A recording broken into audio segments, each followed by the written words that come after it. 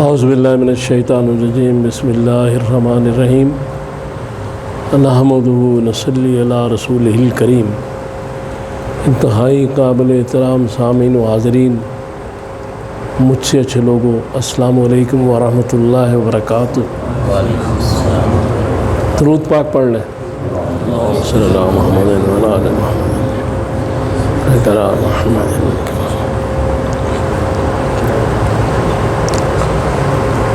ہمارے جسم کے اندر اللہ تعالیٰ نے ایک چیز رکھی ہے جس کو دل کہتے ہیں، قلب۔ تو قرآن پاک میں اس کی کیفیات پر 15 جگہ ذکر کیا گیا ہے۔ اس کو اتنی اہمیت دی گئی ہے دل کو۔ جتنے بھی انبیاء کرام اس دنیا میں تشریف لائے، ان کی نبوت کی ایک اہم ذمہ داری تطہیر قلب تھی، تزکیہ نفس، دل کو پاک کرنا، یہ اہم ذمہ داری تھی۔ اس میں چیز یہ ہے کہ قرآن پاک نے جو بیان کیا اس میں دل کے بارے میں کہ سوچنے والے دل بھی ہوتے ہیں، غافل دل بھی ہوتے ہیں، غور نہ کرنے والے دل بھی ہوتے ہیں، ٹیڑھے دل بھی ہوتے ہیں، سیدھے دل بھی ہوتے ہیں، گناہ آلود دل بھی ہوتے ہیں، اچھے دل بھی ہوتے ہیں، اور پھر ایسے دل بھی ہوتے ہیں جن پہ مہر لگ جاتی ہے۔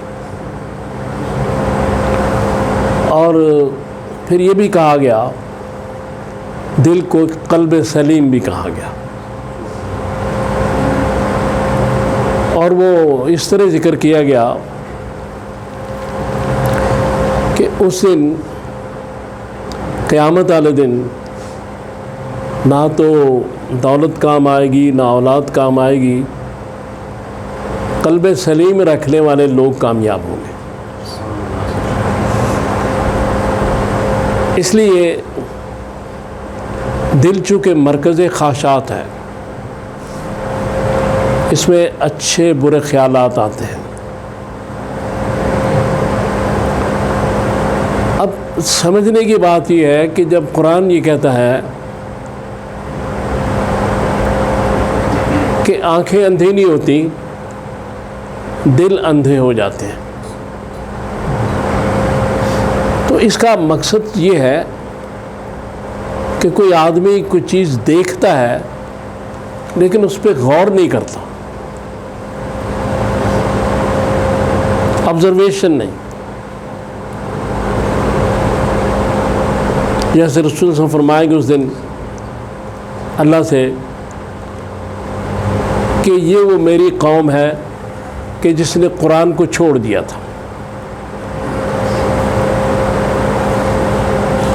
نہ قوم اتخذوا ھذا القرآن مہجورا۔ تو وہ جو چیز یہ ہے، قرآن کو چھوڑنے کا ایک مقصد تو یہ ہے کہ اس کو ہاتھ ہی نہ لگایا جائے، اور دوسرا مطلب یہ کہ اس کو سمجھا نہ جائے۔ تو سورہ محمد کی آیت نمبر 24 میں کہا گیا، افلا یتدبرون القرآن ام علی قلوب اقفالها، کہ قرآن پہ غور کیوں نہیں کرتے، کیا تمہارے دلوں پہ قفل لگے ہوئے ہیں؟ یعنی یہاں بھی بات دل کی گئی ہے۔ قرآن میں ایک جگہ کہا گیا، یہ جو میں نے گزارش کی ہے کہ دل اندھے ہو جاتے ہیں، آنکھیں نہیں۔ تو آنکھیں کسی چیز کو دیکھتی ہیں لیکن سرسری طور پہ اس پہ غور نہیں کرتی، اس کو آبزرو نہیں کرتی۔ تو اس کا مقصد ہے آنکھ نے تو چیز دیکھ لی لیکن دل کی توجہ اس چیز کی طرف نہیں تھی۔ لہذا آبزرویشن ایک بڑی زبردست چیز ہے۔ یہ جو اس وقت اے سی لگا ہے، یہ جو پنکھے ہیں، یہ جتنی بھی ایجادات ہیں یہ آبزرویشن کا کمال ہے۔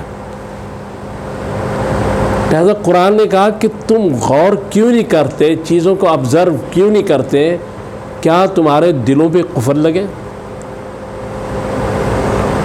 تو آبزرویشن جو ہے یہ بڑی زبردست چیز ہے۔ اگر کائنات جو اللہ کی مخلوق بنائی ہوئی ہے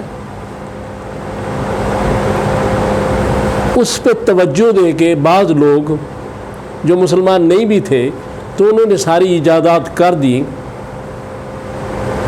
تو ہم اگر قرآن کو پوری توجہ سے پڑھتے، سمجھتے، اس کو آبزرو کرتے، تو پھر امت مسلمہ کہاں کھڑی ہوتی ہے؟ سوال تو یہ ہے۔ لہذا قرآن پاک نے جو دل کا ذکر کیا اور پھر دل کی تطہیر کی جو بات ہے، جو تزکیہ رسول کرتے تھے یا نبی، وہ تزکیہ وہ کیا چیز ہے؟ کیونکہ دل جو ہے بری خواہشات کا بھی مرکز ہے، اچھی خواہشات کا بھی مرکز ہے، تو اس کو پاک ہونا چاہیے برے خیالات سے۔ تو پاک ہونے کے لیے ضروری کیا چیز ہے کہ نیکی اور بدی میں تمیز ہو جائے، اللہ تعالیٰ اور رسول کے احکامات سے اندھے بن کے چشم پوشی نہ کی جائے، ان کو چھوڑا نہ جائے، ان احکامات پہ غور کیا جائے، نیکی اور برائی کی تمیز ہو جائے۔ جب نیکی اور برائی کی تمیز ختم ہو جاتی ہے تو پھر آدمی اندھا ہو جاتا ہے، اس کو دشمن دوست کی پہچان نہیں رہتی، اس کو کسی بات کی تمیز ہی نہیں ہوتی۔ تو قرآن نے جا کہ یہ لوگ جانوروں سے بھی بدتر ہیں، اس لیے کہ جانور جو ہیں وہ تو پھر بھی جانتے ہیں کہ جو ہمیں چارہ دیتا ہے ہم نے اس کے پاس جانا ہے، جو ہمیں مارتا ہے ہم نے اسے بھاگ جانا ہے، نفع اور نقصان کی تمیز رکھتا ہے۔ لیکن یہ نفع اور نقصان کی تمیز بھی انسان کھو بیٹھا ہے کہ کس کے پاس اصل سکون ہے اور کس کے پاس سکون نہیں ہے، اور سب سے بہترین دولت سکون ہے، اور وہ کس کے پاس ہے، اس دولت کو کیسے حاصل کرنا ہے، اس دل کو کیسے پاک کرنا ہے، اس دل کو مرکز تجلیات الہی کیسے بنانا ہے۔ تو اس کے لیے گزارش یہ ہے کہ قرآن نے فرمایا کہ دلوں میں بیماریاں ہیں، اور ان بیماریوں کے علاج تلاوت قرآن بھی ہے، نماز بھی ہے، دوسری چیزیں بھی ہیں۔ یہ جتنی بھی روحانی بیماریاں ہیں، جتنی دل کی بیماریاں ہیں، وہ غیبت، جھوٹ، چغلی اور بے شمار ایسی چیزیں، وہ کس طرح ٹھیک ہوگی؟ ان کا علاج کیسے کیا جائے گا؟ ان کا علاج انبیاء کرام کیسے کرتے تھے؟ لہذا دل کو اگر پاک کرنا ہے، دل کو ٹھیک کرنا ہے، تو اتباع رسول ضروری ہے۔ کیوں قرآن نے فیصلہ کن بات کی کہ قل ان کنتم تحبون اللہ فاتبعونی یحببکم اللہ، کہ اگر تم اللہ سے محبت کرنا چاہتے ہو، اس کے دوست بننا چاہتے ہو، اللہ تعالیٰ فرماتا ہے تو میرے نبی کی، مفہوم اس کا کہ میرے نبی کی اطاعت کر لو، اس کی پیروی کر لو، اس کی اتباع کر لو، میں تم سے محبت کروں گا۔ تو جب اللہ تعالیٰ محبت کرے گا تو دل پاک ہو جائے گا نا، ہر شے پاک ہوگی تو محبت کرے گا نا۔ دل جو ہے عرش الرحمن اسی وقت بنے گا جب پاک ہوگا۔ تو دل پاک اسی طرح ہوگا گناہ چھوڑنے سے، دل پاک ہوگا رسول اللہ صلی اللہ علیہ وسلم کے احکامات ماننے سے، اللہ کے احکامات ماننے سے، برے خیالات کو چھوڑنے سے، نیکی کی طرف جانے سے دل پاک ہوتا ہے۔